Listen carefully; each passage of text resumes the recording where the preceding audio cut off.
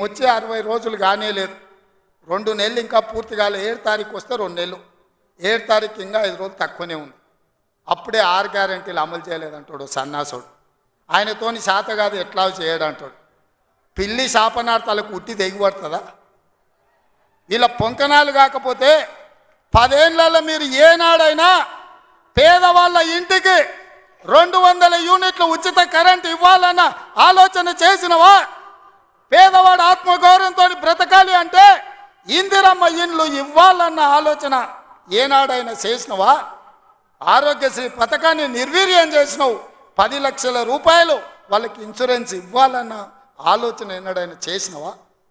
ఇవాళ అందుకే ఆడబిడ్డలను ఆదుకోవడానికి 500 రూపాయలకు సిలిండర్ ఇచ్చి ఆడబిడ్డల్ని ఆదుకోవాలి, కట్టెలపై కష్టాల నుంచి వాళ్ళని కాపాడాలి అని తొందరలోనే మా ఆడబిడ్డల కోసం 500 రూపాయలకి ఇంటింటికి సిలిండర్ ఇచ్చే బాధ్యత మా మంత్రివర్గం తీసుకున్నది. 1,00,000 మంది ఆడబిడ్డలతోని ప్రియాంక గాంధీ గారిని రప్పించి 1,00,000 మంది ఆడబిడ్డల సమక్షంలో సిలిండర్ 500 రూపాయల కార్యక్రమాన్ని తొందరలోనే మీ ప్రభుత్వం మన ప్రభుత్వం తీసుకోబోతుంది అని చెప్పి మా మిత్రులందరికీ నేను చెప్పదలుచుకున్నా. అదేవిధంగా మిత్రులారా, ఇంటికి ఉచిత కరెంటు 200 యూనిట్ల వరకు ఇస్తామని ఆనాడు చెప్పినాం. పోయిన సంవత్సరం ఎవరెవరు ఎంతెంత వాళ్ళ ఇంటికి కరెంటు వాడినరో ఆ లెక్కలు కట్టి ప్రతి ఇంటికి తెల్ల రేషన్ కార్డు ఉన్న వాళ్లకు 200 యూనిట్ల వరకు తొందరలోనే ఉచిత కరెంటు మీ ఇంటికి ఇచ్చే బాధ్యత, మీ కుటుంబాలను ఆదుకునే బాధ్యత మన ప్రభుత్వం తీసుకుంటుంది, పేదల ప్రభుత్వం తీసుకుంటుంది. ఆ ఎల్లా ప్రగతి భవన్ అనే పేరు మీద పెద్ద గడిని నిర్మించుకొని కష్టాలు చెప్పాలి అని గద్దరన్న పోతే ఎర్రటెండకు మిట్ట మధ్యాహ్నం 3 గంటలు నీ గేటు దగ్గర నించోబెట్టినావు కదా కేసీఆర్. ఈ పాపం ఊరికెపోతుందా అని నేను అడుగుతున్నా. అందుకే కదా పార్టీని మొన్న జరిగిన ఎన్నికలలో బొక్కలు ఇరగొట్టి బోర్ల బొక్కలేసి గుణపాఠం చెప్పిండ్రు. గద్దరన్న ఉసురు తలిగింది కాబట్టి మీ బొక్కలు ఇరిగిన బిడ్డ, అది గుర్తుపెట్టుకోండి అని నేను చెప్పదలుచుకున్నా. అందుకే మిత్రులారా, ఇవాళ ఈ ప్రభుత్వం మీది మనది, ఈ ప్రభుత్వం పేదోళ్ళది. ఈ పేదోళ్ళ ప్రభుత్వంలో ఆదిలాబాదును దత్తత తీసుకుంటాం. తప్పకుండా తుమ్మిడిఎట్టి దగ్గర ఉత్తమ్ కుమార్ రెడ్డి గారి అనుమతితోని సాగునీటి ప్రాజెక్టును కడతాం, కుప్టి ప్రాజెక్టును కడతాం, సబర్మతి ప్రాజెక్టును కడతాం, కడెం ప్రాజెక్టును రిపేర్ చేస్తాం. ఈ ప్రాంతాన్ని సాగునీటి రంగంలో పైనుంచి వస్తుంటే మా కొండ సురేఖక్క చూపిస్తుంది, కింద క్రేన్ పెట్టి బాయి తవ్వుకుంటారు నీళ్ళ కోసం, సాగు నీటి కోసం. మరి ఆ సన్నాసోడు 1 కోటి ఎకరాలకు నీళ్ళు ఇచ్చిన అన్నాడు. ఏడిచ్చిండా?